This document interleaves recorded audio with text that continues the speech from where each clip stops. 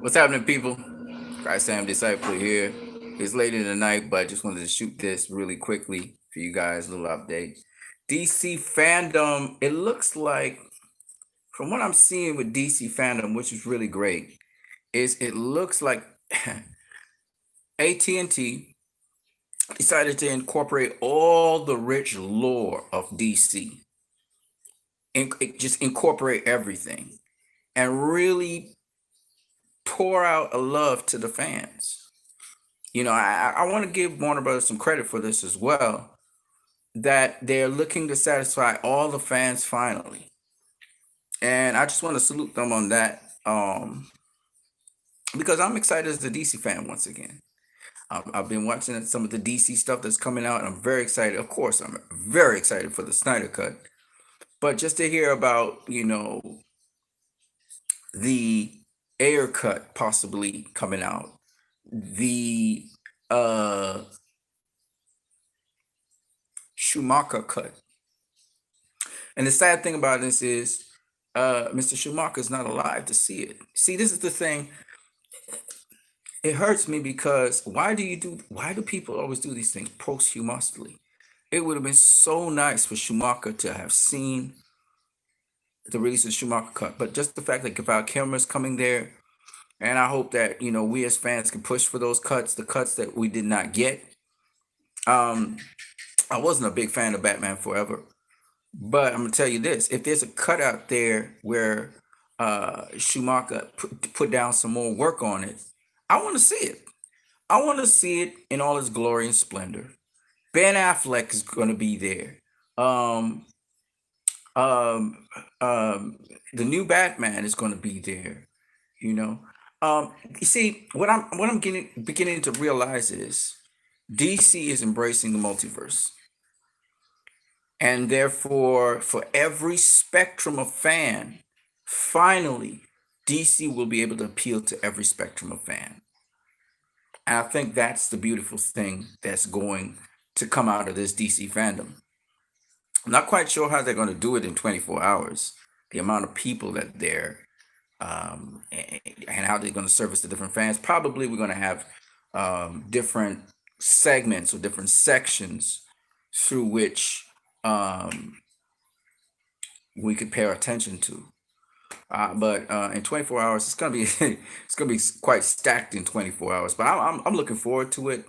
I'm looking forward to experiencing the full length and breadth, catching up on things DC. I am a DC fan at heart. Zack Snyder sort of kindled back my interest to DC Comics. I started reading them and stuff. I haven't really got back up to speed with DC because I was disinterested in it, to be honest with you, because of the Snyder cut that wasn't released.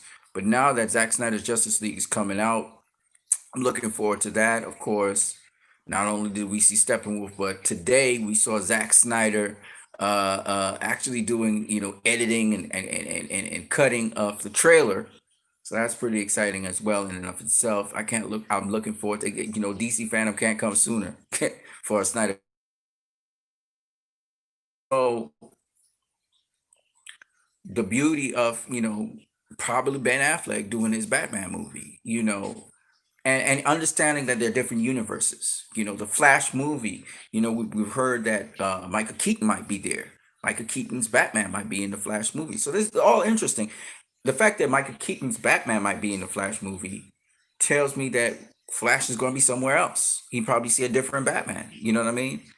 Um, and so what it leads to is literally the multiverse can create different stories.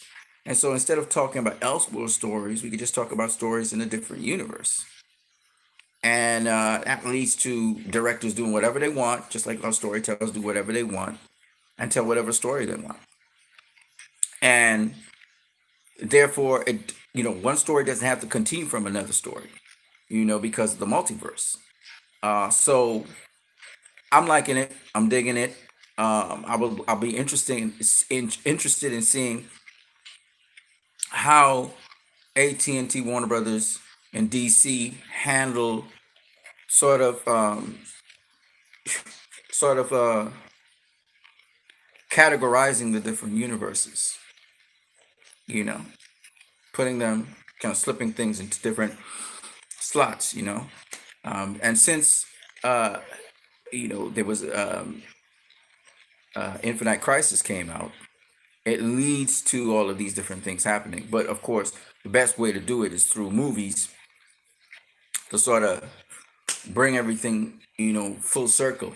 But I think that the TV world, we saw a crossover from the movie world to the TV world a while ago.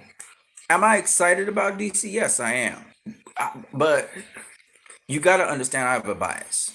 So it's not going to be easy for a grown person like myself to just simply go with DC just like that, and rock with certain things that I don't find interesting.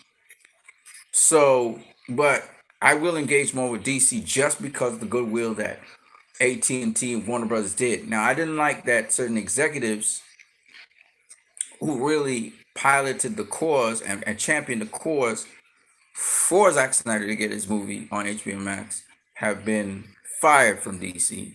It's not cool.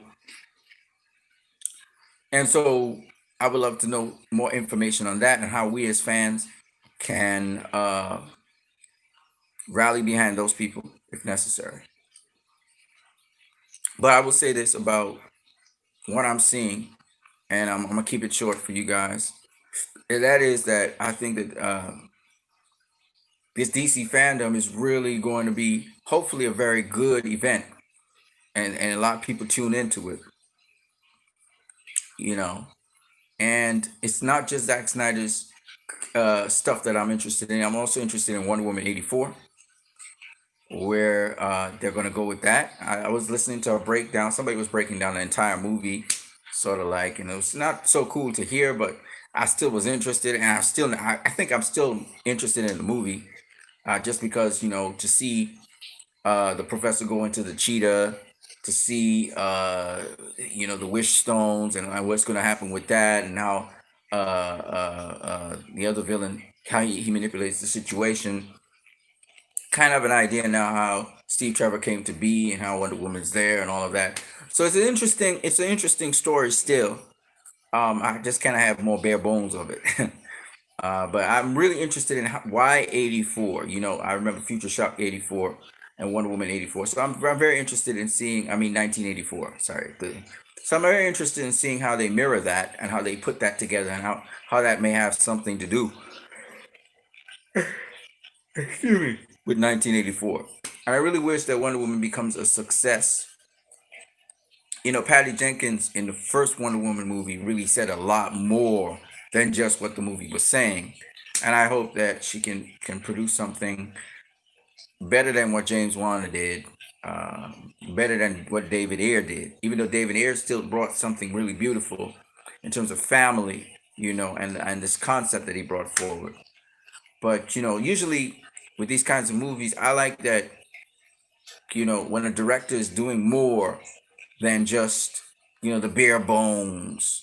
The story is actually saying something. So I'm pretty sure Patty Jenkins had something to say, and I'm looking forward to seeing what she had to say. Um, and with respect to, not really, I'm gonna give it a chance. Right. So Shazam, and wasn't really hyped on Aquaman, to be honest with you. I didn't go and watch it in the theaters. There's no theater to watch now, so we have to just see what's going to happen. They're going to put it all on HBO Max or what? They may have to do that, or something like that, a streaming service or something. It may have to happen if this COVID-19 doesn't get resolved. Anyway, I'm going to go into 10 minutes in a minute, so I just wanted to express my excitement about all these DC fandom things that are coming out, and they're trying to appeal to a wide segment of DC fans, obviously. And so I'm looking forward to seeing how this, how that weekend, which is not too far away from now, it's not this weekend, but it's the next weekend, how that turns out. I'm really excited about it.